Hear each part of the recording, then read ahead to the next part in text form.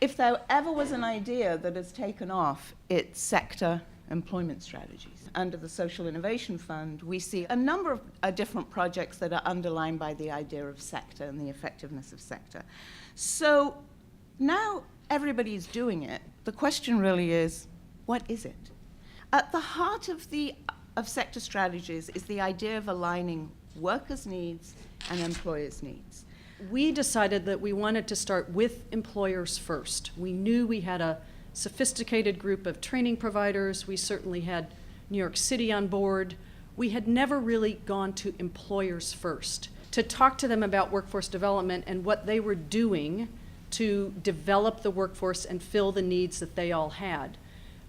We got a lot of wind behind our sails when healthcare reform was passed about a year ago. So, there is a big workforce development agenda that is going to go along with that transfer and a need to redeploy and retrain a lot of healthcare workers. At Scholas, 12 years ago, we adapted and adopted this sector strategy approach, and I think that's led to our success. Over the course of the 12 years, we've trained about 3,500 people. We graduate at the rate of about 85%, placing people at the same rate. After 1 year on the job, we're upwards in the high 70% tile, and after 2 years, in the mid 70% tiles.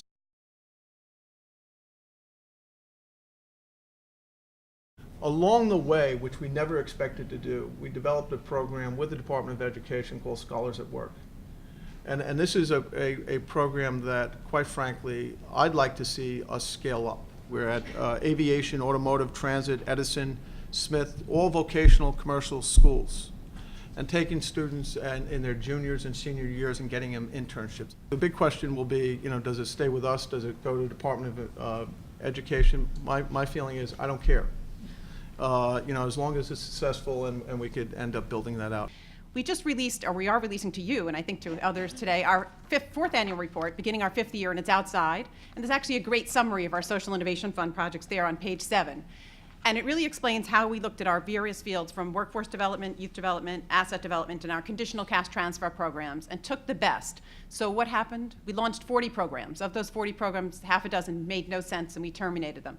Another half dozen, particularly some of them that we do with Rob's team, were so successful, we handed them off. We said, evaluation results are great, your team's doing a great job, and we handed off the program and the money to that agency. The work that CEO has done and SBS has done on this, it makes it a lot easier for our organization who are in Washington trying to talk about there is effective practice on the ground that is working with employers, that is working with people of a range of different backgrounds and skills levels, that is helping people find jobs and helping them develop careers. It's very powerful to have more evidence coming out of New York City all the time that we can show both at the policy level as well as at the practice and research level that we have much to draw on that should be informing what the conversation should be down in DC. And so I thank you for that greatly.